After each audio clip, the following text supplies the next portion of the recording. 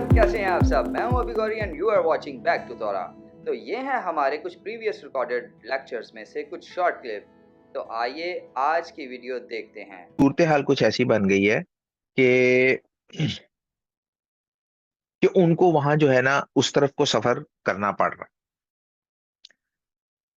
और ये याद रखिएगा कि एक बड़ी खूबसूरत आयत है न्यू टेस्टामेंट के अंदर कि सब चीजें मिलकर ना खुदा से मोहब्बत रखने वालों के लिए भलाई पैदा करती हैं। समटाइम्स हमें ये लगता है कि यार ये सिचुएशन जो है ना, बस इट्स इट्स इनफ, बस बहुत हो गई यार, मेरी बर्दाश्त से बाहर है, हम इसको शायद बेयर भी नहीं कर पाते। लेकिन बिलीव मी, मतलब ये मैं आपको, और ये हर बंदे का लाइव एक्सपीरियंस होगा। अगर आप कभी भी अंडर द लाइंस अपनी जिंदगी को रीड करें ना, और आप देखना शुरू करें, तो आपको ये पता लगेगा कि बहुत सारी चीजें जो हैं, they turn out to be a blessing for you. हम सिर्फ उनको उस तरह से ऑब्जर्व नहीं कर पा रहे होते। सूरत हाल ये है कि सब चीजें जो है वो खुदावंद ताला जो उनसे मोहब्बत रखते हैं, कुछ चीजें आपकी तरबियत के लिए जरूरी होती हैं, and eventually they turn out to be blessing. सूरत हाल उनकी टफ है, भाई से भाग रहे हैं, जान बचाने की है, और उस जगह की तरफ भाग रहे हैं जहां पर ऑलरेडी बुजुर्ग अब्राहम जो है वो बुजुर्ग इसहाक को मना कर चुके थे कि यहाँ नहीं जाना, यहाँ मेरे बेटे को लेके नहीं जाना। लेकिन बहरहाल सूरत हाल अब ऐसी बन गई है। अब इतनी जब बंदे के ऊपर सूरत हाल थोड़ी सख्त होना शुरू होती है, हम, कोई भी इंसान है, हम हैं, कोई भी हो सकता है, थोड़ा सा फ्रस्ट्रेट हो जाता है, यार सूरत हाल क्या हो गई। सो बहुत से दफा आपको ऐसा लगेगा कि यार जो मेरे साथ हो रहा है ना, मतलब खुदा तो हमारे साथ ऐसा नहीं कर सकता। समटाइम्स, बल्कि मैनी टाइम्स आपको ऐसा फील होगा, लेकिन ऐसा नहीं होता। कोई भी चीज जो है ना इत्तेफाक नहीं होती आपकी जिंदगी में। There is no such thing as coincidence. So everything is planned, और वो प्लान के मुताबिक ही होती है। सो अभी तो वो अपने भाई से भाग रहे हैं, सफर की मुश्किल काट रहे हैं। उसके बाद आगे जाके मैं पता है कि उन्होंने मतलब ये तो वो स्टोरी है जो हमने मुतअद्दिद बार सुनी है, जो सर्विस उन्होंने अपने मामू के यहाँ की। लेकिन आप ये देखें कि ये सारी मुश्किल, इस सारी मतलब जो उनकी जिंदगी का मुश्किल फेज था, उसका उसका रिजल्ट क्या हुआ? कौम बनी इसराइल वो पैदा हुई। So this is what it is. सो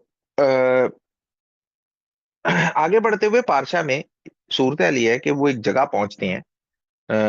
11वीं आयत है, शाम हो रही है, तो उन्होंने वो जो है ना पत्थर का जो है वो तकिया बनाया, और उन्होंने आराम की गर्ज से ना वहां पर पड़ाव किया। अब किसी भी आदमी के लिए अपना जो सेफ जोन है ना, अब बुजुर्ग याकूब हैं, उनका घर है, और शुरू मतलब हमने पिछले हिस्से में देखा है कि उनके बारे में ये क्या है कि वो डेरों में रहने वाले आदमी थे। ठीक है, और जो पीसफुल आदमी होते हैं, जो नॉर्मली मतलब अपने घर के सुकून में रहना पसंद करते हैं, उनके लिए घर को छोड़ना is a very painful thing. And I can attest to that कि भाई घर को छोड़ना, जो लोग घरों में रहने के, डेरों में रहने के आदी होते हैं, उनके लिए बहुत मुश्किल होता है। सो बुजुर्ग याकूब के लिए भी ये बड़ा प्रोसेस जो है काफी पेनफुल है होगा, क्योंकि उनके बारे में ये चीज कही गई है कि वो डेरों में रहने वाले थे। बहरकैफ दुआ के बरक्स कि भाई ये सारा जो लैंड है, जो ब्लेसिंग उनको मिली थी, ये वो उसको एक्वायर करेंगे, और सो एंड सो, जिस तरह उनके बाप ने उनको ब्लेसिंग दी थी, ये सारा होने की बजाय सूरत ये हो गई है कि वो जान बचाने को भाग रहे हैं, और पत्थरों के तकिए पे, पत्थरों का तकिया बना बना के वो सो रहे हैं, और वीरानों में सफर कर रहे हैं। बहरहाल अब वो जिस जगह पे रुके हैं तौरा में,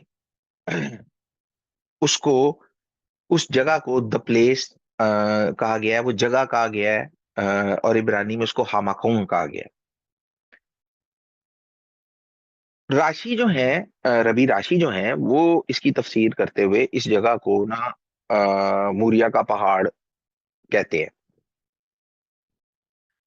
सो वो ये जो ट्रेडिशनल इंटरप्रिटेशन है इसकी, वो यही कहते हैं कि जहां पर बुजुर्ग याकूब ने जो है वो रात स्पेंड की थी उस जगह पर, वो जो है वो मूरिया का पहाड़ था, जो कि आगे जाकर मकदिस की ना लोकेशन है। सो बहरहाल इसके ऊपर वेरियस इंटरप्रिटेशंस है, हम उसकी जो है ना डेप्थ में नहीं जाएंगे। कुछ इसके अगेंस्ट भी वो कहते हैं, क्योंकि वो कहते हैं कि भाई जो बैतेल है वो यरूशलेम से फर्क है। अ, इसको किसी और वक्त में हम जरूर डिस्कस करेंगे, लेकिन मैं फॉर मतलब समझने की पर्पज से मैं आपको ये बता देता हूँ। कुछ लोग इसे डिसएग्री करते हैं, कुछ इसे एग्री करते हैं। वो कहते हैं कि ये बैतेल वो जगह नहीं थी जो यरूशलेम था, और ट्रेडिशनल इंटरप्रिटेशन कहती है कि जहां वो सोए दैट्स यरूशलेम। बहरहाल सूरत हाल ये है कि जब वो वहां पर उन्होंने अ, आराम करने की गर्ज से पत्थर का तकिया बना के जब वो सोए हैं, तो उनको एक ख्वाब आया है। और ख्वाब में उन्होंने क्या देखा है कि एक सीढ़ी है जो आसमान और जमीन के दरमियान है, और खुदा के फरिश्ते जो हैं वो उसके ऊपर से ऊपर नीचे आ जा रहे हैं। सो सूरत हाल ये है कि भाई सीढ़ी और फरिश्ते। सो इसकी एक इंटरप्रिटेशन ये है कि जो असेंडिंग और डिसेंडिंग है ना, उतर मतलब चढ़ना और उतरना, ये सिंबलाइज करता है दुनिया का, जो है ना, जो दुनिया में ताकतें हैं ना, उनका असेंट और डिसेंट, उनका आना और उनका जाना। सो एक इंटरप्रिटेशन इसकी ये है। सो जो इस इंटरप्रिटेशन के मुताबिक इस के जो बुजुर्ग याकूब हैं, वो रिप्रेजेंट कर रहे हैं जो है किंगडम ऑफ इजराइल को, बनी इसराइल को। और जो फरिश्ते वो ऊपर आते, ऊपर जाते और नीचे आते देख रहे हैं, ये दुनिया की मुख्तलिफ अकवाम हैं जो rise and fall of different nations. So एकदम मैं आपको ये ऑलरेडी बता चुका हूं कि जो बनी इसराइल हैं, अगर आप बुजुर्ग याकूब से लेकर उनका मिस्र जाना, ये कहानी हमें पता है। जब काल पड़ा बुजुर्ग यूसुफ के दौर में, वो जब मिस्र गए, तो बनी इसराइल जो हैं उन्होंने बहुत सारी अकवाम के नीचे जो है वो सफर किया। बहुत सारी अकवाम के साथ उनकी जंगें हुई। सो उसमें असूरी हैं, बाबली हैं, फारसी हैं, यूनानी हैं, रोमन्स हैं। सो हर जो इनमें जो वर्ल्ड पावर थी, और ये जितनी भी जिनके मैंने नाम गिनाए हैं, असूरी, बाबली, फारसी, यूनानी, रोमी, ये सारी अपने अपने दौर की आप इनको ऐसा समझ लें कि ये मतलब लीडिंग वर्ल्ड पावर्स थी। और कौम बनी इसराइल जो है उसका तो साइज इनके मुकाबले में बहुत छोटा था। और इन सब के जो अदवार थे, उनमें से गुजरते गुजरते ये सारी कौमें खत्म हो गई, लेकिन यट बनी इसराइल जो हैं वो आज भी वही हैं। सो इस इंटरप्रिटेशन के मुताबिक ताकतें आती रहेंगी, जाती रहेंगी, लेकिन जो है ना कौम बनी इसराइल वहीं रहेगी। और इस सब के ऊपर जो है वो हाशिम खुद है। और हाशिम जो है वो सबसे ऊपर खड़े होके ये ऐलान कर रहे हैं कि मैं तेरे साथ हूं, और मैं तुझे जहां जहां भी तू जाएगा मैं तेरे साथ रहूंगा। सो कौम बनी इसराइल जो है वो तारीख के फेज में इन सारी कौमों के अंडर से होके गुजरी, इन सारी कौमों का ऑपरेशन उन्होंने बर्दाश्त किया, लेकिन ये सारी कौमें चली गईं, पर वो वहीं रहे। खुदावन ताला ने उनको कभी जो है अबैंडन नहीं किया, कभी उनको छोड़ा नहीं है। जितनी भी मुश्किल आ गई, परसिक्यूशन आ गई, हार्डशिप आ गई, ठीक है, खुदावन ताला हमेशा उनके साथ रहे, और उनकी existence through out the pages of history ये आपको बताती है कि बुजुर्ग याकूब ने जो ख्वाब देखा है और जो इसकी इंटरप्रिटेशन की जा रही है, it is kind of true. अच्छा, दूसरी एक्सप्लेनेशन इसकी एक है, वो ये है कि जो फरिश्ता ये आते जाते नजर आए, वो वो गार्डियन एंजल्स थे जो खुदावन ताला ने बुजुर्ग याकूब को जो है बचाने के लिए वो भेजे थे। और यही इब्रानियों का मुसन्निफ कहता है कि फरिश्ते जो हैं वो मिनिस्ट्रिंग जो है ना स्पिरिट्स हैं। सो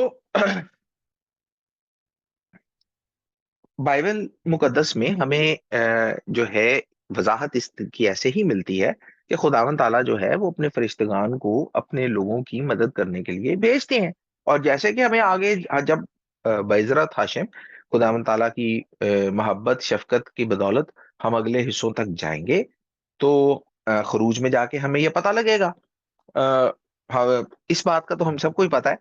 तो वहां जाके हमें पता लगेगा कि किस तरह फरिश्ते जो है वो खुदा के लोगों की मदद करते हैं। सो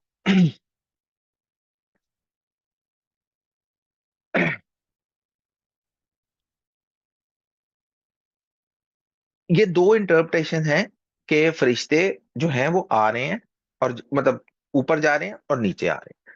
इसके बाद है सीढ़ी। सलाम याकूब, जेकब्स लेटर। जेकब्स लेटर की बात आ जाती है तो मुझे ना वो एक किताब एक शख्स की याद आ जाती है जिसके से जिसको पढ़ते हुए तो हमने भी हाथ उठा लिए थे। उस शख्स ने पता नहीं कौन कौन से मैथमेटिकल कुलिये इसमें से निकाल दिए थे।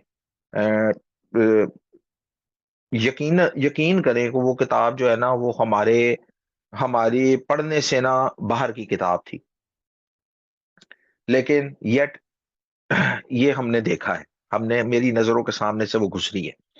बहरकैफ सिंपलर लेवल ऑफ इंटरप्रिटेशन में जो लेडर है ये रिप्रेजेंट करती है कनेक्शन। मसलन आप कभी भी सीढ़ी लगाते हैं, आप जमीन से छत के साथ सीढ़ी लगाते हैं, तो आपका जमीन और छत के दरमियान एक कनेक्शन डेवलप हो जाता है। उस कनेक्शन के थ्रू आप जमीन से ऊपर जा सकते हैं और ऊपर से नीचे आ सकते हैं। So in a very simple manner of interpretation the ladder represents a connection between the heaven and the earth. वो जो सीढ़ी आसमान और जमीन के दरमियान थी वो आसमान और जमीन का कनेक्शन है। अच्छा, आसमान को traditionally we think as the place of God, और बुजुर्ग याकूब जो हैं वो दुनिया को रिप्रेजेंट कर रहे हैं जो कि पत्थर के तकिया बना के तो सोए हुए। सो खुदावन ताला जो हैं उनकी जात तो ट्रांसेंडेंट है। वो सारे मटेरियल और ये टाइम फ्रेम उससे बियॉन्ड है और इस दुनिया से बाहर जो है ना अबाव है।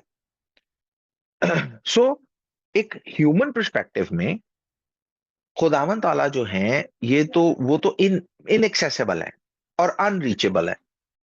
कोई बंदा उन तक नहीं जा सकता। और यही चीज जो है ना बुजुर्ग यसाया भी, अगर आप यसाया जनाब यसाया का सहीफा पढ़ेंगे, उसके 57th चैप्टर उसकी 15th वर्स है, तो वहां आपको ये चीज मिल जाएगी।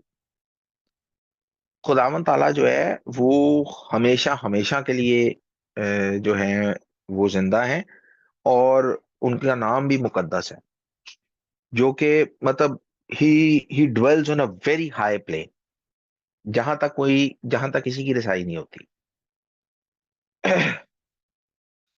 और as a human, as a इंसान, हम कैसे ये सोच सकते हैं या कैसे ये एक्सपीरियंस कर सकते हैं कि हम खुदा के साथ जो है ना वो एक अपना कनेक्शन बना लेंगे, क्योंकि हम जो है we live on a very common place, very low place. हम खुदा ताला को देख भी नहीं सकते, हम उन तक जा भी नहीं सकते। सो देयर आर थिंग्स जो कि आपका और खुदावन ताला के दरमियान वो बहुत बुलंदी पे हैं, आप बिल्कुल नीचे हैं, बट देयर आर थिंग्स जो कि आपका और खुदावन के दरमियान एक कनेक्शन बना देंगे। Number one is prayer. जब आप उनसे दुआ करते हैं, मैंने पिछली दफा भी कहा था कि वो सात सादिकों की, रास्तबाजों की दुआएं सुनना चाहते हैं। So when you pray to him, आपका एक कनेक्शन उनके साथ बिल्ड होता है। दूसरा है आपका ईमान। आपका ईमान, it works like a ladder. ईमान की बात है, आपने जनाब अब्राहम से लेके हम यहां तक पहुंचे हैं। ही नेवर न्यू कि वो जा कहां रहे हैं। उनको नहीं पता था जगह कौन सी है, वो कभी वहां नहीं गए थे। Yet he trusted the voice of Hashem. So वो इसीलिए उन्हें ईमानदारों का जो है ना बाप कहा गया। और इसके बाद खुदा के अहकाम, खुदावन के आइन, खुदावन की शरा, उसको मानना, इट बिल्ड्स द कनेक्शन। सो आपकी जिंदगी में अगर ये तीन चीजें आ गई, दुआ आ गई, ईमान आ गया, और खुदावन ताला के आइन और शरा के ऊपर अमल करना आ गया, ओबीडियंस आ गई, तो आपका कनेक्शन खुदावन ताला के साथ बिल्ट हो जाता है। इवन दो के he dwells on a very high place and we are common man, yet these things act like a ladder between Hashim and us. So इसी तरह इसी चीज को जो है ना, अगर आप देखेंगे तो आपको ये पता लगेगा कि इवन ब्रेथ खदाशा जो है, न्यू टेस्टामेंट है, वो मसाया को, मसीह को जो है वो खुदावंद और इंसान के दरमियान इसी तरह के एक लैडर या इसी तरह के कनेक्शन के तौर पर रिप्रेजेंट करता है। और यही बात वो करते थे कि मैं मतलब from I have come down from heaven. So ascent और डिसेंट जो है, और in reference to the connection to हाशिम, ये ब्रत खदाशा में भी आपको जो है ना मिल जाएगा। यही कॉन्सेप्ट वहां भी ऐसे ही पाया गया। सो बहरहाल, लेडर इज अ कनेक्शन, और फरिश्ते जो हैं ये गार्डियन एंजल्स हो सकते हैं या वर्ल्ड पावर्स हो सकती हैं। इसके बाद the most important thing is message from Hashem. So बुजुर्ग याकूब को जो है खुदावन ताला, जेनेसिस 28:13 में आप देखेंगे, पैदाइश 28:13 में, कि खुदावन ताला जो है ना वो बुजुर्ग याकूब को बड़ा खूबसूरत एक मैसेज देते हैं, और वेरी कंफर्टिंग। खुदावन ने कहा कि भाई मैं तेरे बाप जो है ना इस इब्राहिम और इसहाक का खुदा हूं, और जिस जमीन पे तू लेटा हुआ है ना, जहां जहां तू आराम कर रहा है, ये मैं तुझे और तेरे जो है ना आने वाली नस्लों को दूंगा। सो खुदावंद ताला ने बुजुर्ग याकूब से इस विजन के अंदर, जो ये इस ड्रीम के अंदर जो बात की है, अब ये उस ड्रीम के अंदर उन्होंने उस सीढ़ी को देखा, दैट्स अ कनेक्शन। और खुदावंद ताला ने बुजुर्ग याकूब से ये वादा किया कि वो हमेशा उनके साथ रहेंगे, वो जहां भी जाएंगे, और वो उनको इस जमीन पर वापस लेके आएंगे। और खुदावन ताला ने वो सारे कविनेंटल प्रोमिसेस जो हैं, जो उन्होंने बाप अब्राहम से किए थे, वो जो है ना उनको कहे।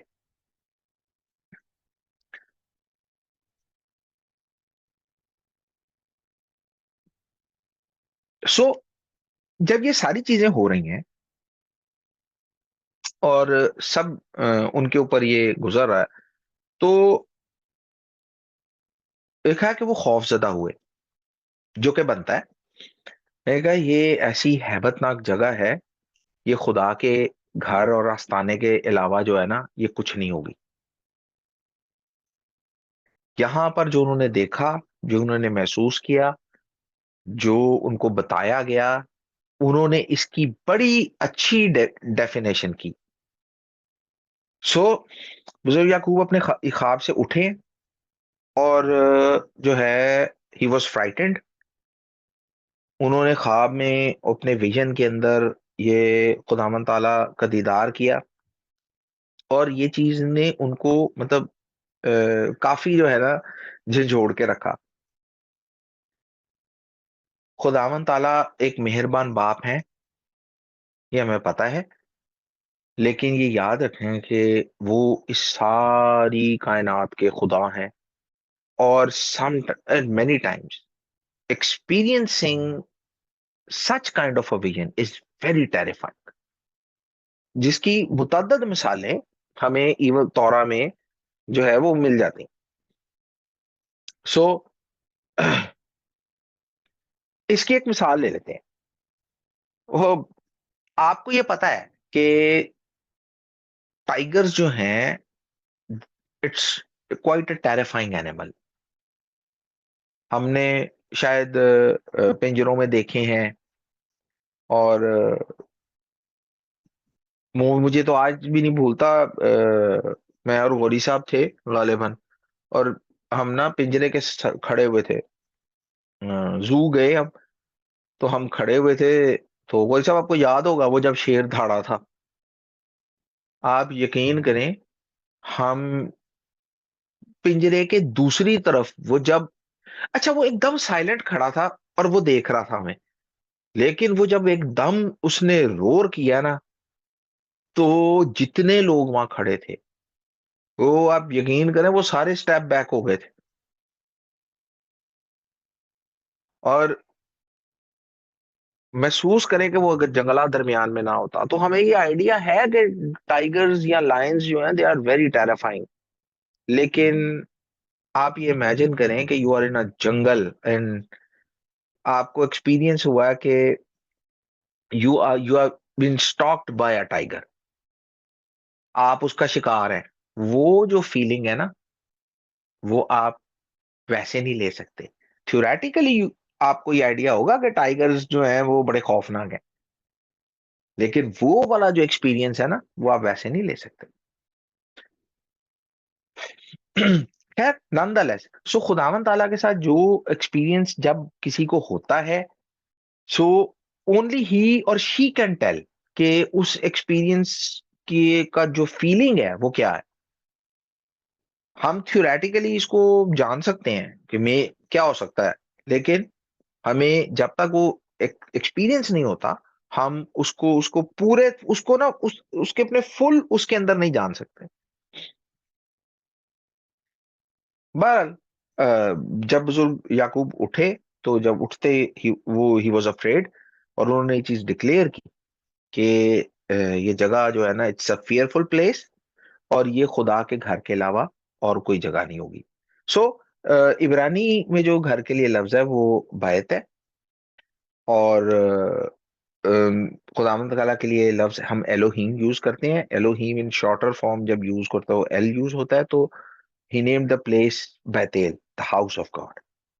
That's how the place gets its name. So इसके बाद जब ये सारा सूरत हाल हो जाती है, तो आप आगे बढ़ेंगे तो आपको ये पता लगेगा कि बुजुर्ग याकूब जो हैं वो खुदावंद ताला के साथ कुछ वाउज करते हैं। खुदावंद ताला ने बुजुर्ग याकूब को प्रोटेक्शन, प्रोविजन, उनकी ब्लेसिंग्स, और कामयाबी, ये सारी चीजों की जो है ना, उनको लिए उनको ब्लेसिंग दी है, इन सारी चीजों की। और इसके अलावा ये वादा भी है कि वो वापस वापस जो है वो लैंड ऑफ कनान के अंदर, द प्रॉमिस्ड लैंड में वो वापस आएंगे। सो जो याकूब जो है, देखें, हमेशा कवेनेंट दो पार्टियों पार्टियों के दरमियान होता है। सो बुजुर्ग याकूब का जो रिस्पॉन्स है इसके ऊपर, कि अगर खुदावंद उनके साथ रहे, उनको ये सारी चीजें मिलती रहें, और वो वापस आए, तो खुदावंद जो है ना, खुदावंद मेरा खुदा होगा। और अंग्रेजी में the verse is, then the Lord will be my God. एक छोटा सा मसला जरूर है, इसको समझ समझ लीजिए यहाँ पे। इंग्लिश ट्रांसलेशन में एक छोटा सा इशू है। वो ये है कि the Lord will be my God वाली सेंस इब्रानी नहीं देती।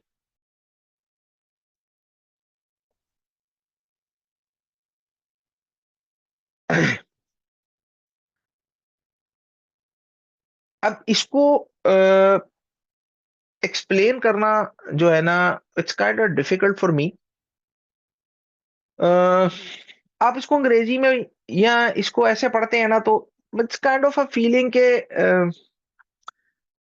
भाई अगर ये होगा तो जो है ना तब मेरा खुदा होगा। अगर ये सारी चीजें मेरी जिंदगी में अकर होंगी तब आप मेरे खुदा होंगे। Uh, sorry to disturb you Khan sahab. मैं यहाँ पे एक चीज़ मेंशन करता चलूँ आपकी इजाज़त के साथ। जी अ, जी प्लीज। तो सब लोग जो कि इब्रानी से थोड़ा सा वकूफ़ रखते हैं उन सबको ये मालूम होगा कि इब्रानी जो है ना वो फ्यूचर टेंस में नहीं है, वो पास्ट टेंस में नहीं है। जो आपको पूरी तौरा दी गई है, जो हमारे पास पूरी तौरा है, ये प्रेजेंट टेंस में है। तो होगा या हुआ था, ये नहीं चलेगा वहां पे। ये वो प्रॉब्लम है जो खान। So, हाँ वो मैं ना मेरे पास शायद अभी हम इतने जो है ना हमारा इल्म का दरिया इतना वसी नहीं ना हुआ कि शायद हम इन सारी चीजों को इस तरह से एक्सप्लेन कर सके। ये हमारी कमी कमजोरी है। लेकिन जो सेंस है ना वो ये है कि अगर खुदावन ताला ये सारी चीजें उनको दें और वो वापस अपनी जगह पर आए, तो he will be a God to him, जी। विल बी माई गॉड नहीं है but a God to him. और जो फिर नेक्स्ट उसके अंदर जो रहता है कि जो पत्थर मैंने यहाँ रखा है, यही जो है ना खाना ए खुदा होगा, और जो भी मुझे मिलेगा उसका 10वां हिस्सा जो है ना वो मैं आपको दूंगा। It's not in the sense of के when it will happen you will be my God, no, you will be a God to me. So समझ लो यार, कभी कभी खुद भी समझ लिया करो। सो बहुत सारे लोग जो है ना वो खुदा के साथ उनका रिलेशनशिप वो रखने की कोशिश करते हैं, बट द एटीट्यूड जो है ना वो एंटाइटलमेंट वाला एटीट्यूड होता है। खुदा ये करेगा, खुदा मेरी दुआ सुनेगा, do this do that do ये, मेरी ये डिमांड पूरी होगी, ठीक है, तो खुदा हमारा खुदा होगा। नहीं, this is not the right way to approach the king of the universe.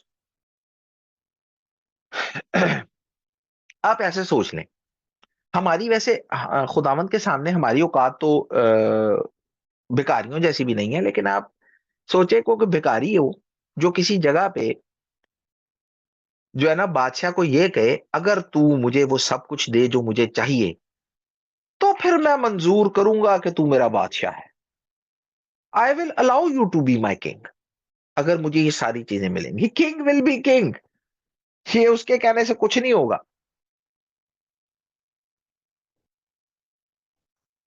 So the feeling is कि जब ये सारी चीजें मेरी जिंदगी में होंगी ना, ठीक है ना, तो मुझे बादशाह के होने का एहसास हो जाएगा। That's another case. कोई औरत, इमेजिन करें कोई औरत है, बीवी है, वो ये कहे भाई अगर तुम मुझे सारी चीजें दोगे तो तुम मेरे शौहर होगे। हम खुदा के साथ एक्चुअली यही ट्रीट करते हैं। जब हम अपनी कोई चीज हमारी जिंदगी में जो है वो नहीं होती और हम खुदा के साथ नाराज होके बैठ जाते हैं, इसका यही मतलब होता है। हम किंग की डिक्री पे, हम खुदा की डिक्री पर जो है ना आमीन नहीं कर रहे। हम ये कह रहे हैं ये होता तो तू मेरा खुदा होता ना, ये नहीं हुआ तो खुदा भी ना हुआ। बादशाह हमेशा बादशाह है, शौहर जो है वो हमेशा शौहर है। ये आपकी जो है ना उससे चेंज नहीं होगा। खुदा के सारे प्लान के अंदर अगर आप अपनी जगह को समझ जाते हैं, तो इससे बड़ी कोई खूबसूरत बात नहीं होगी। बहरहाल इन सारी बातों के बाद बुजुर्ग याकूब जो हैं वो सफर करके वहां पहुंचते हैं, और वहां पर जो है वो लोगों से पूछते हैं अपने मामू के बारे में, उनको बताते हैं और साथ ही उनको ये कहते हैं कि उसकी बेटी जो है ना वो उसके जानवरों के साथ जो है ना आ रही है। तो वहां लिखा है कि जो बुजुर्ग याकूब हैं उन्होंने जो है बीबी राखल का बोसा लिया, किस्ड राखल, और वो रोए। एक बड़ी खूबसूरत बात, ये बोसा लेना ये एक ही इवेंट है तौरा के अंदर जहां ऐसा हुआ है। और मजे की बात है, आपको याद होगा कि बुजुर्ग याकूब के रेफरेंस में जो फर्स्ट रिकॉर्डेड केस है वो कौन सी है?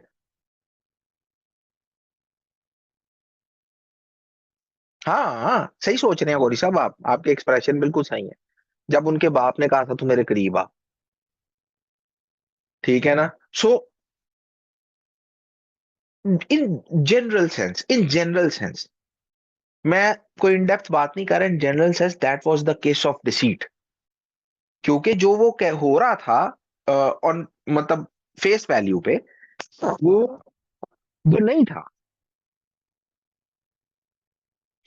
उन्होंने अपने आप को इसाफ की तरह डिस्गाइज किया हुआ था। उनके बाप ने कहा कम क्लोज एंड किस मी मेरे बेटे। सो पैदाइश जो है वो 27 बाब में लिखा है कि वो उनके करीब गया और उन्होंने उसको बोसा दिया। और जब से उन्होंने अपने बाप को वो बोसा दिया उस वक्त से बुजुर्ग याकूब जो है ना वो भाग रहे हैं। अब क्या हुआ, ऐसा ही एक वाकया, ऐसा ही वाकया, इसको ना आपने बुकमार्क रखना है इस वाकये को, क्योंकि ऐसा ही एक वाकया आगे भी आएगा and you will remember it. So हम उसको वह आगे के लिए रखते हैं, लेकिन आएगा जरूर। आपने ना इस वाकये को बुजुर्ग याकूब का जो बोसा लेना है, किस करना है अपने बाप को और बीबी राखल को, ये आपने बुक मार्क करके रखना है। सो उस वक्त जो है ना इसको याद रखिएगा, जब वो वाकया आएगा तो आप इसको याद करेंगे। सो उन्होंने अपने बाप को किस किया and that was the kind of a case of deceit. और जब वो यहां पहुंचे हैं उन्होंने बीबी राखल को देखा और लिखा है कि व्हेन ही किस्ड रेचल। सो सूरत ये है कि जो एक प्रीवियस चैप्टर उनकी जिंदगी में चल के आ रहा था ना, वो चैप्टर तो हुआ बंद इस किस के साथ। वो पुरानी किस वाला जो चैप्टर था ना वो तो टेम्पररी हुआ क्लोज। अब ये जो बोसा था इसके साथ जो उनको धोखा मिलने वाला था, ये वही चीज थी जो वो करके आए थे। देख तो सही, यू रिमेंबर इट, है ना? जरा पहचान तो सही। सो जिस बोसे के साथ उन्होंने जो है ना अपने बाप के साथ ये किया था, अब देखें वो लड़की इसके लिए ही मेहनत करनी है उन्होंने, इसी के लिए काम करना है, एंड नाउ धोखा इज कमिंग आफ्टर। मतलब एक के बाद एक धोखा आएगा उनकी जिंदगी में लाबन की फॉर्म में। ये याद रखिएगा, जो भी आप दुनिया में करते हैं ना, it will come back to you. और आप यकीन माने, अगर ये दुनिया में ही आ जाए ना आपकी आपकी तरफ, तो ये सस्ता सौदा है। ये बाद में नहीं आना चाहिए, ये यहीं पे काम जो है ना निबेड़ देना चाहिए। क्योंकि अगर ये बाद में आया तो then it's gonna be a very very big problem. So इसके बाद बहरहाल बुजुर्ग याकूब जो है वो अपने मामू के घर जाते हैं और जो दोनों बहनें हैं उनके बारे में डिस्क्रिप्शन तौरा हमें देती है। और राखिल और लिया लिखा है उर्दू तर्जुमे में, ऐसा लिखा है कि उसकी आंखें चुंदी थी। लिया के बारे में जब ये बात की जाती है तो कहा कि उसकी आंखें चुंदी थी। और अंग्रेजी में अगर आप देखेंगे तो वहां आपको ये मिलेगा कि हर आईज वर वीक, लेकिन जो राखिल थी शी वॉज ब्यूटिफुल। लाबन की दो बेटियां हैं, राखिल और लिया। लिया जो है, बीबी लिया जो है वो बड़ी हैं। अ- और जो तर्जुमा है वो ये बताता है कि शी हैड वीक आईज, या उर्दू तर्जुमा ये कहता है कि वो उसकी आंखें चुंदी थी। और बीबी राखिल के बारे में ये बयान किया जाता है कि शी वॉज ब्यूटीफुल। अब इसका मतलब क्या है वीक आइज? इसको समझने की जरूरत है। खूबसूरत तो आपको समझ आई गई होगी कि शी वॉज ब्यूटिफुल, खूबसूरत है, समझ आ गई। लेकिन जो वीक आइज हैं ये क्या है? सो इब्रानी लफ्ज जिसका तर्जुमा यहाँ पर वीक किया गया है ना, या हमने इसको चुंदी किया है उर्दू के अंदर, इसका एक मतलब ये भी है कि डेलिकेट या टेंडर और सॉफ्ट। सो बहुत सारे जो ट्रांसलेशंस हैं वो इसको, बहुत सारे जो तर्जमीन है वो इसको एज अ ब्यूटीफुल आईज जो है ना वो उसको इंटरप्रेट करते हैं। जो बीबी लिया हैं, शी हैड ब्यूटीफुल आईज। मैंने किसी एक जगह पढ़ा था, आई डोंट रिमेम्बर कि मैंने ये पढ़ा कहाँ था, लेकिन बार बार मैंने पढ़ा जरूर था और मैंने गौरी साहब के साथ ये चीज शेयर भी की थी। वो ये कहते हैं कि ये माना जाता है, ये समझा जाता है कि शी हैड ब्लू आईज। और इन दैट कल्चर, उस वक्त में उस कल्चर के अंदर ब्लू आईज जो थी, it it was a deformity. So it was considered a deformity. May be शायद दुनिया चेंज हो गई है, हम अब शायद ब्लू आईज को उस तरह से जो है ना नहीं देखते। लेकिन in that culture blue eyes जो थी वो डिफॉर्मिटी कंसिडर होती थी। सो उनकी आंखें खूबसूरत थी, ऐसी खूबसूरत थी कि जो है ना, अब हुआ क्या राशि ये कहते हैं कि वो खूबसूरत आंखें जो है ना, उन्होंने रो रो के खराब की थी। क्योंकि वो ये कहते हैं, क्योंकि बुजुर्ग इसहाक के दो बेटे थे, बड़ा इसहाक था और छोटे बुजुर्ग याकूब थे। तो सूरत हाल ये थी कि उनको ये, मतलब इस उसके मुताबिक उनको ये लगता था, इस एक्सप्लेनेशन के मुताबिक बीबी लिया को लगता था कि मेरी जो शादी है वो जो है ना इसाफ से होनी। और वो इस दुख में रो रो के उन्होंने अपनी आंखें खराब की। That's the Rashi's way of explaining the weak eyes. लेकिन बुजुर्ग याकूब जो हैं वो जो उनकी छोटी बेटी है बीबी राखल, वो उनकी मोहब्बत में गिरफ्तार हो गए। लेकिन चूंकि लीगली वो फर्स्ट बॉर्न की ब्लेसिंग तो ले बैठे हैं, तो उनको फर्स्ट बॉर्न की जो सारी चीजें हैं, to take it very lightly, अगर हम इस एक्सप्लेनेशन को लेके चलें कि, तो जब उनको फर्स्ट बॉर्न की ब्लेसिंग मिल गई, फर्स्ट बॉर्न के राइट्स मिल गए, सारी चीजें उनके पास आ गई, तो फिर जो फर्स्ट बॉर्न के लिए जो औरत है वो भी उन्हीं के हिस्से में आएगी। बहरहाल मैं हमेशा से एक बात का कायल हूं कि जो दोनों बहनें थी ना, ये अपने अपने बॉडी शेप और अपनी फिगर में अगर नहीं तो बिल्कुल उनमें कोई ऐसा फर्क नहीं होगा।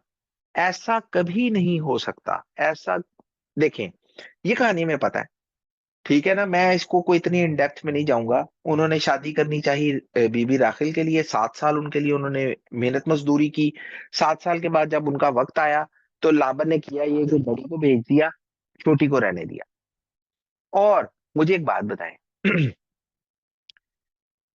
It's as it is. अगर हमारा यशवा है ना और गौरी साहब हैं, दोनों भाई हैं, और एक दूसरे का ना बड़ा क्लोज इंप्रेशन देते हैं, लेकिन गौरी साहब को गले मिलना और यशवा को गले मिलने में अगर आप जो है ना 1000 अंधेरे भी कर देना, तो ऐसा नहीं हो सकता कि यशवा के अगेंस्ट गौरी साहब के साथ मैं डिसीव हो जाऊं, क्योंकि गौरी साहब के साइज में ही फर्क है। अब ऐसा तो नहीं होगा कि, या मतलब, या आप डिसीव उस वक्त ही हो सकते हैं मियाँ बीवी के केस में।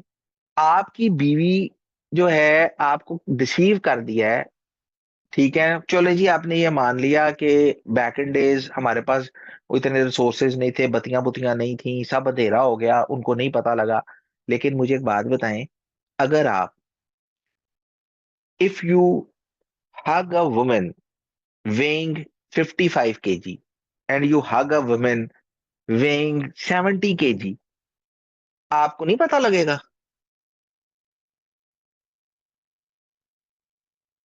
सो उन दोनों का जो फिजिकल फिगर था वो ऐसा था कि वो डिसीव हो गए थे।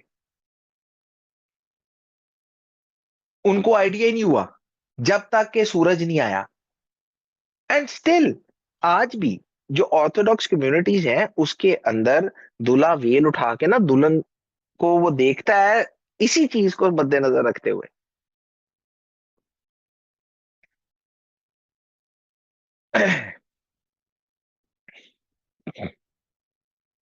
सो इस तरह से किसी को डिसीव करना ये तभी मुमकिन है जब देखिए, अगर कोई प्रोडक्ट है आप उससे डिसीव कैसे हो सकते हैं कि अगर आपको कोई ऐसी प्रोडक्ट दी गई है जो उसके लुक लाइक है। हाँ, फेशियल एक्सप्रेशन फर्क हो सकते हैं, वो छुपाए जा सकते हैं, that you can hide in the dark, लेकिन आप फिजिकल फिगर को नहीं छुपा सकते। सो जो दोनों बहनें हैं, टू मतलब अकॉर्डिंग टू माय अंडरस्टैंडिंग वो कमोबेश एक सी थी, सिर्फ उनके देखने में फर्क था। और देखने में ये था कि देखने में मतलब बीबी राखिल जो थी शी वॉज ब्यूटिफुल, और जो बीबी लिया थी शी हैड ब्यूटिफुल आईज। और खुदावन के प्लान में दोनों ही थी। सो कुछ भी एक्सीडेंट नहीं होता, मैंने आपको कहा कुछ भी कोइंसिडेंस नहीं होता। बीबी लिया उनकी जिंदगी के अंदर आई, बीबी राखल भी आई, और ये एक बड़ी अच्छी एग्जाम्पल है इस चीज को समझने के लिए कि खुदावन ताला का मंसूबा जो है ना वो हमारे तरीकों के मुताबिक नहीं चलता, वो खुदावन के तरीके के मुताबिक चलता है।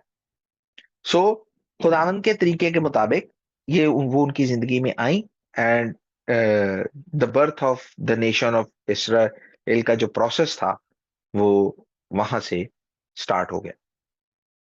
और उसके बाद जो है ना सूरत हाल ये बनी कि तौरा हमें एक ना एक चीज बताती है, और वो ये है कि बुजुर्ग याकूब जो थे वो राखिल से ज्यादा मोहब्बत करते थे। ठीक है, उन्होंने शुरू ही लाबन के पास सर्विस बीबी राखिल को कह के की थी।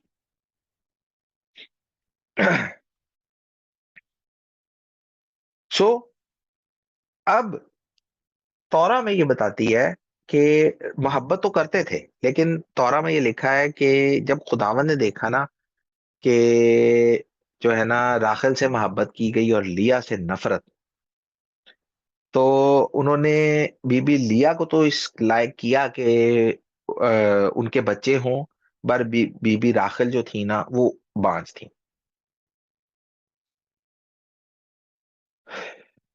सो अंग्रेजी में आप देखेंगे ना तो आपको ट्रांसलेशन ये मिलेगी कि लिया वॉज अनलव्ड, लेकिन इब्रानी जो है वो आपको ये बताएगी कि शी वॉज हेटेड।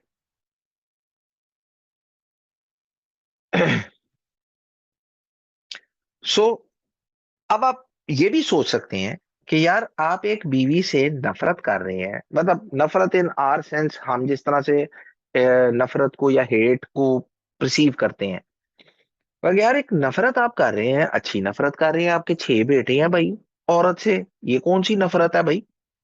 सो ये याद रखिएगा, इब्रानी में ना जो लव्स हेट है ना, it's not always absolute. Sometimes ये आपको ऑर्डर ऑफ प्रेफरेंस बता रहा होता है,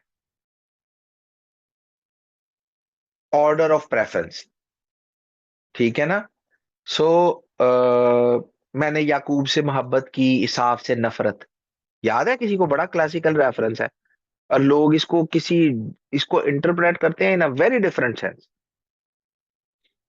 सो hate in Hebrew sometimes show you the order of preference. So prefer किया गया बीबी राखिल को। सो ऑर्डर ऑफ प्रेफरेंस देखें, मैंने आपको कहा ना जो आप करते हैं ना वो जब आपके सामने आता है ना तो समटाइम्स वो आपको ऐसा खौफनाक एक्सपीरियंस देता है, ऐसे चिल्स देता है, लेकिन जब वो काम आप खुद कर रहे होते हैं ना, यू नेवर अंडरस्टैंड इट। खुदावन ताला का तरीका इसीलिए ऐसा है, टू मेक यू रियलाइज कि व्हाट यू आर डूइंग, अगर आपके साथ वैसा होगा तो क्या होगा। You are preferring one wife over another wife, ठीक है ना। तो खुदावन ताला ने प्रेफर किया one women over another women. You will have children, she will not. अब शी विल नॉट का रिजल्ट क्या हुआ कि बीबी राखिल जो थी, शी वॉज इन डिस्ट्रेस। जैसे कि मैं पिछली दफा भी आपको बता चुका हूँ, बांझपन पे हमारी काफी बात हो चुकी है, बीबी सारा, बीबी रिबका, अब यहाँ आके बीबी राखिल पे। तो मैं आपको बताया दैट कल्चर, बांझ होना ये स्टिग्मा था। लोग ये समझते थे इसके ऊपर देवताओं का अजाब है। सो अब इस सारी सिनेरियो के अंदर जो है ना, जब बीबी राखिल ने देखा कि उनकी बहन जो है वो 6 बच्चों की माँ बन गई है, वो उन्हें जाके जो है ना, उनको समझ नहीं आई, बंदा कंफ्यूज जा जाता है ना, ऐसी सूरत हाल में बंदा परेशान हो जाता है। उन्होंने कहा मुझे भी बच्चा दे, नहीं तो मैं मर जाऊंगी।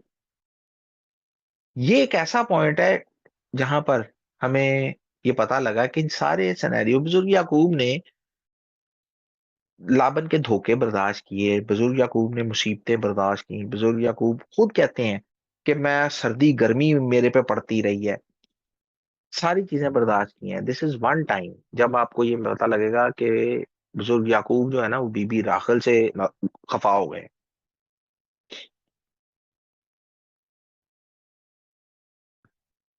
मैं खुदा की जगह पे हूं, मैंने रोक रखा है।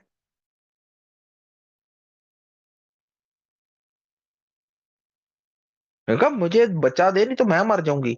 उन्होंने कहा एक मिनट, मैं खुदा की जगह पे हूं। सो दिस इज वन पॉइंट।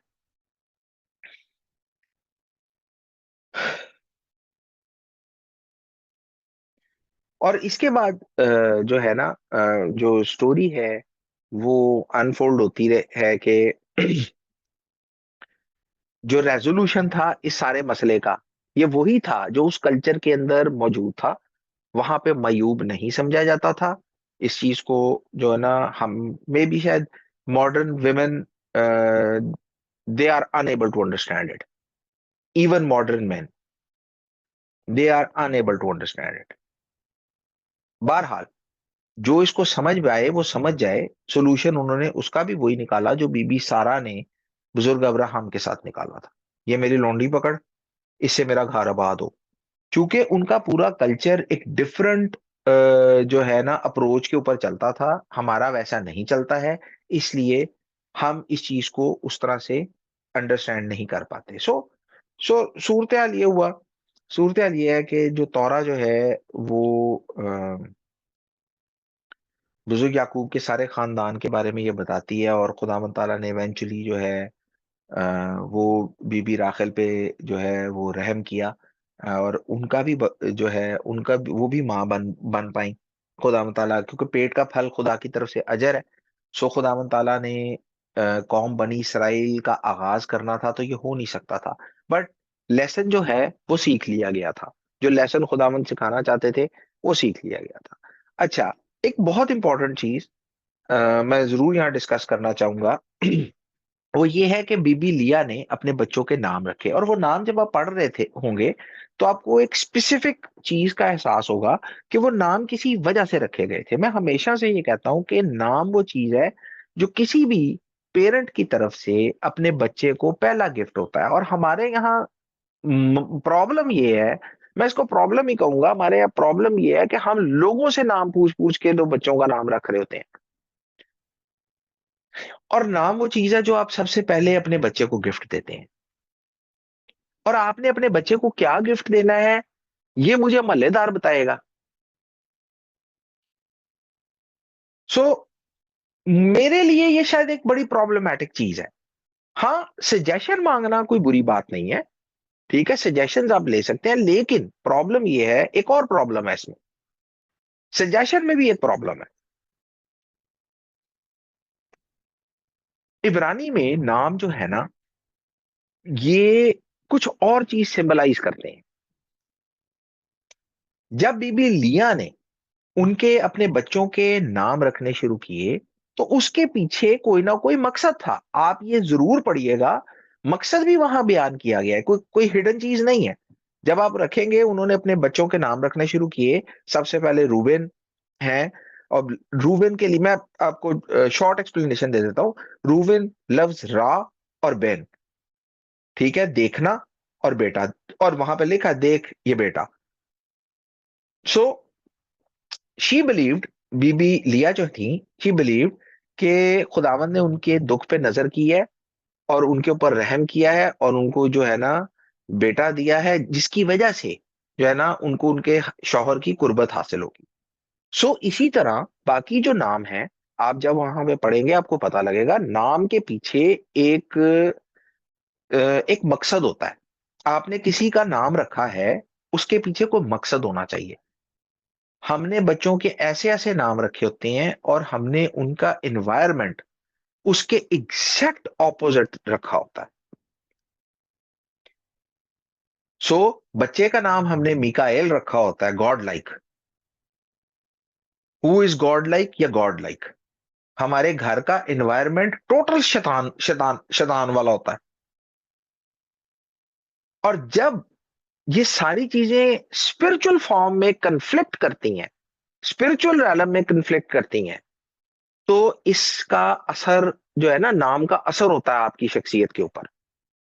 सो जब आप किसी बच्चे का ऐसा नाम रख देते हैं जो उसके हालात से कन्फ्लिक्ट कर रहा होता है, तो वैसा ही असर उसके ऊपर जो है ना होता है।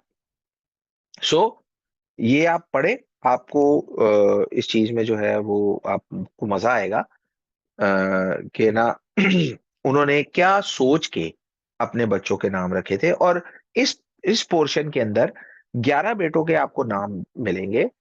बिन्यामीन का नहीं मिलेगा। बिन्यामीन का मतलब है the son of the right hand. ये हमारे अगले हिस्से में जो है आएगा। सो इसका मतलब है the son of the right hand. तो क्यों रखा गया, जो है ना कैसे रखा गया, और इसके पीछे क्या हुआ, ये हम आने वाले वक्त में बेज़रूरत हाशिम जरूर देखेंगे और इसको जो है ना समझने की कोशिश करेंगे। सो बहरहाल सूरत हाल ये बनी कि बुजुर्ग याकूब ने ये सब तो कर लिया, और उन्होंने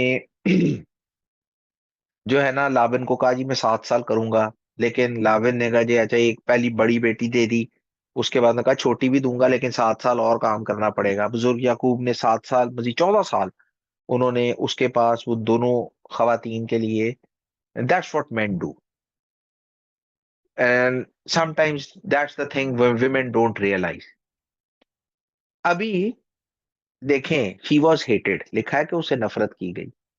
even then he work for 7 years even for her.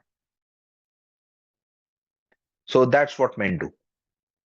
सो बंदे बड़े सिंपल होते हैं, बड़े सिंगल माइंडेड होते हैं, बहुत कॉम्प्लेक्स थॉट्स उनको नहीं आती, ना कॉम्प्लेक्सिटीज के अंदर वो पढ़ने की कोशिश करते हैं। हमें 2 × 2 = 4 समझ आता है, हमें ना 2 × 2 = 5 भी नहीं आता, 2 × 2 = 3 भी नहीं आता। सो इतने कॉम्प्लेक्स सिनर्जेटिक इफेक्ट्स में हम नहीं जाते, सादे सादे रहते हैं। सो बहरहाल 14 साल उन्होंने काम किया, और देन ही रियलाइज्ड कि यार मैं इसके लिए काम करता रहूंगा, मैं अपने बीवी बच्चों के लिए कब करूंगा। एंड देन उन्होंने लाबन के साथ एक एक जो है ना एक उनका मुआहदा हो गया कि भाई मैं तेरे लिए जानवर फिर चराऊंगा 6 साल। मेरी मजदूरी जो है ना वो इन अ फॉर्म ऑफ जानवर होगी, ये जानवर मेरे होंगे, ये जानवर तेरे होंगे। सो वो सारा जो सिनेरियो है, इट इज रिटन देयर। आप उसको जाके इस सारी कहानी को पढ़ सकते हैं। बहरहाल सूरत हाल ये बनी कि खुदावंद ताला चूंकि बुजुर्ग याकूब के साथ थे, जैसा कि पहले हम ये जाना है, खुदावंद ताला ने उनसे वादा किया था। सो खुदावंद ताला की ऐसी ब्लेसिंग उनके पास थी कि वो उनका उनका जो मतलब उनका जो बिजनेस था वो इट फ्लरिश्ड फ्लरिश्ड फ्लरिश्ड। और इतना ज्यादा कि लाबिन की जो फैमिली थी, जो उनकी इमीडिएट फैमिली थी, उनके बेटे थे और उनको ये खतरा महसूस होना शुरू हो गया कि याकूब जो है ना, ये हमारे बाप के सारे माल पे कब्जा कर लेगा। अब बुजुर्ग याकूब जो हैं वो जहादीदा आदमी थे, ठीक है ना। उन्होंने देख लिया कि भाई इनका चेहरा बदल गया है, इनका जो है ना मेरे साथ, जब आप बदलते हैं ना किसी के साथ, आपकी गुफ्तगू में फर्क आ जाता है, आपके रवैये में फर्क आ जाता है और जानने वाले जो है ना वो इसे जान लेते हैं। बहरहाल उन्होंने इस चीज को जान लिया, उन्होंने कहा नहीं भाई अब वक्त आ गया है, अब यहां से जो है ना ये रवाना होना जो है ना यही बेहतर है। सो बुजुर्ग याकूब ने जो है ना, उनको पता था, ही न्यू, इतने साल 20 साल किसी बंदे के साथ रहने के बाद ना पर्सनैलिटी का आइडिया हो जाता है। हालांकि लाबन ने आगे जाके कहा कि तू मुझे बताता, मैं तुझे वाजे तबले के साथ रुखसत करता। लेकिन अगर वो वाजे तबले वाला होता ना, तो बुजुर्ग याकूब शायद उसको बता के ही आते। But after spending 20 long years with that person, he new कि ये इसको मैंने बताया ना तो ये मुझे फिर धोखा देने की कोशिश करेगा। सो इवेंचुअली हुआ, सूरत हाल ये हुई कि लाबन जो है वो अपने बकरियों के पशम को उतरने गया हुआ था। सो बुजुर्ग याकूब जो है उन्होंने अपना सामान समेटा और वो जो है ना लाबन के पास से जो है ना वो फरार ही हो गए एक किस्म का। उन्होंने अपना सामान लिया, बीवी बच्चों को लिया और वो आ गए। सो लाबन ने जब ये चीज सुनी तो लाबन वॉज वेरी एंग्री, जो कि उसका बनता भी था, क्योंकि प्लान तो उनका आगे भी उनको धोखा देने का ही था। लेकिन उन्होंने कहा यार ये तो सामान लेके निकल पड़ा। अब चूंकि खुदावंद ताला ने ये वादा किया था कि मैं तेरे साथ रहूंगा, सो खुदावंद ताला ने लाबन को कहा खबरदार, इसको कोई अच्छा भी नहीं कहना, बुरा भी नहीं, बुरा तो कहना नहीं ना, अच्छा भी नहीं कहना, इसको कहना कुछ नहीं है। आपके मजे की बात बताता हूँ। आपको याद है जब बुजुर्ग अब्राहम का जो जो नौकर थे, वो बुजुर्ग इसहाक के लिए इनके घर आए थे और उन्होंने कहा कि खुदा मुझे तुम्हारे घर ले आया है, तो लाबन ने क्या कहा था?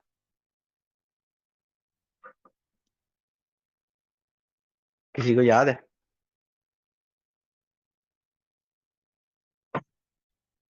लाबन ने उस वक्त भी यही बात की थी, जब खुदा ही ले आया तो हम तुझे बुरा बुरा या भला कुछ नहीं कह सकते। We can't say anything in this regard. After so many long years यही बात दोबारा उसके सामने आ गई, खबरदार बुरा या भला नहीं कहना। And he knew it. कुछ चीजें तो वो भी अकलमंद आदमी था ना, ही न्यू इट कि ये बात जो पहले भी हो चुकी है, there is nothing new under the sun. So खुदामन ताला का ये हुक्म है, ये नहीं कहना।